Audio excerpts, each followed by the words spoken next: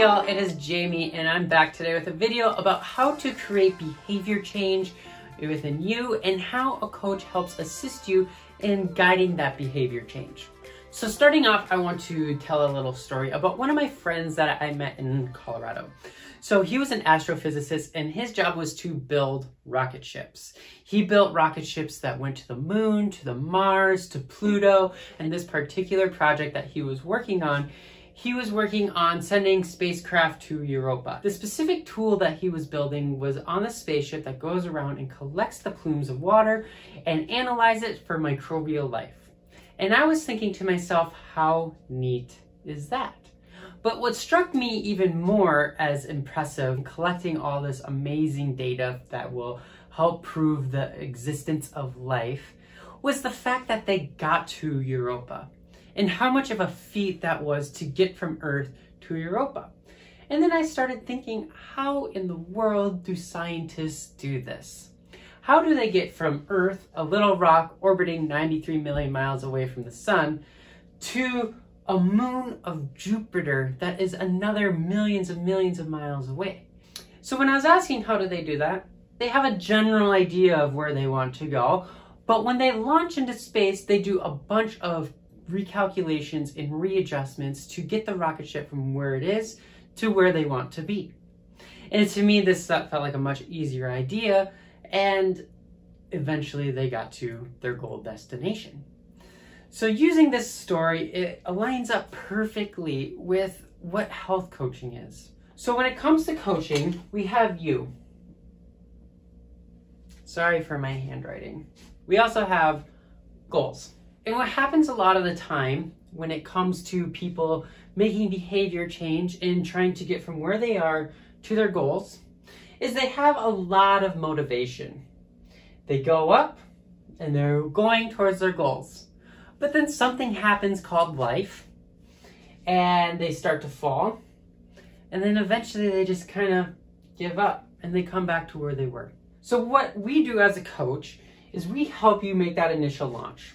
You take that launch and you're going towards your goal, your dream self, that person that you envision is you. And when you start to fall, a coach is there to catch you. So what we do is instead of you falling way down, we catch you and we work with you and we use your strengths and help you recalculate and continue on up towards your goal. And the thing about coaching is it's a continual process. So this might be one session, you're going to continue towards your goal, and then you have another session as you're about to start to fall again, and we continue to work on this together, and we continue to guide you and move you to where you want to be. So the goal as a health coach is not to continue to always catch you, because what happens then is dependency is formed on the coach, and every time a client or someone falls, then they think that I can just depend on the coach. Now, as we work on this as a coach, that's not always the case. What we do within our coaching meetings is we work together to create self-efficacy, and that is a big coaching term that essentially means we help you build confidence in your life and confidence in yourself and your abilities to make change. We find talents and strengths within you that help keep you building and going forward. So then we get to a point eventually where the coach is not needed because you have that tools and the capabilities to make this change on your own. And you get your wings and you fly away and you continue on towards your goals with that new tool set that you've developed. And then you get to reach your ideal you. So after that explanation of how you make that behavior change and how a coach can help guide you to make that behavior change, I want to tell you a success story of one of my clients. So this is one of my favorite clients that I have ever worked with, and her name was Pat.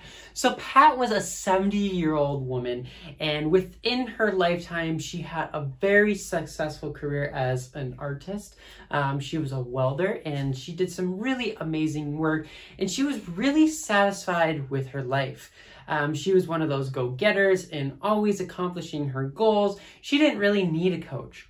But then what happened when she turned 68 years old? She was diagnosed with an autoimmune disease. And for those of you who are familiar with autoimmune diseases, you know how debilitating they can be. But not only was she altered, her life was altered by her autoimmune disease, she also suffered from a traumatic brain injury. So within a moment of time, her life was completely flipped upside down, and she completely lost her identity and all of her freedoms to do what she loved to do. She felt like she didn't know who she was anymore and couldn't really identify how to move forward because she was simply just stuck. She had sought out other mental health professionals and other professionals to try to move her forward, but nothing just seemed to work. So she came to me as a client, and we started working together. And one of the very important principles as a coach is we meet each client where they're currently at. And so what we met with her is we wanted to create this vision, this goal that we talked about earlier. And her vision and goal was quite simple. She wanted to live again. And what she meant by live again was live that life where she enjoyed, just like she did for so many years of her adult life, but no longer feeling anymore. So she was down here and she wanted to live again.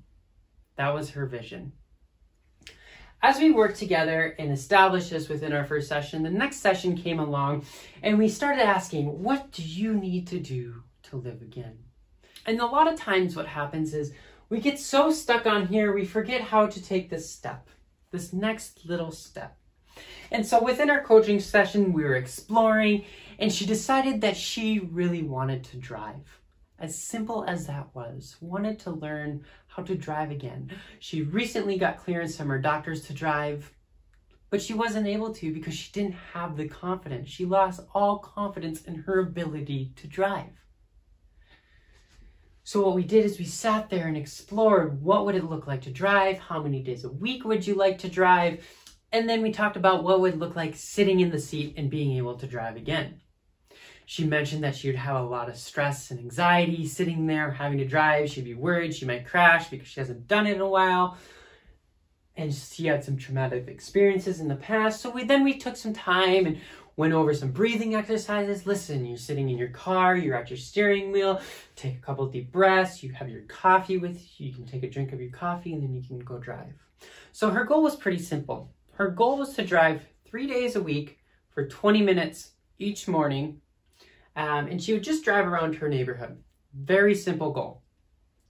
The next following session, when I asked, how did your goal go? She had the biggest smile I've ever seen on someone's face. She goes, yeah, I did my goal. I not only drove 3 times, I drove 4. 3 of those days, I did the goal of driving 20 minutes. And then the 4th day, I went out and I drove on the highway for about a half an hour.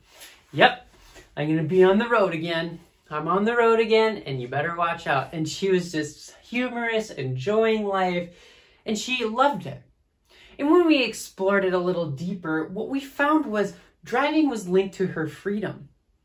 And how important was that value of hers of freedom to be able to go out and be who she wanted to be? That was so incredibly important to her.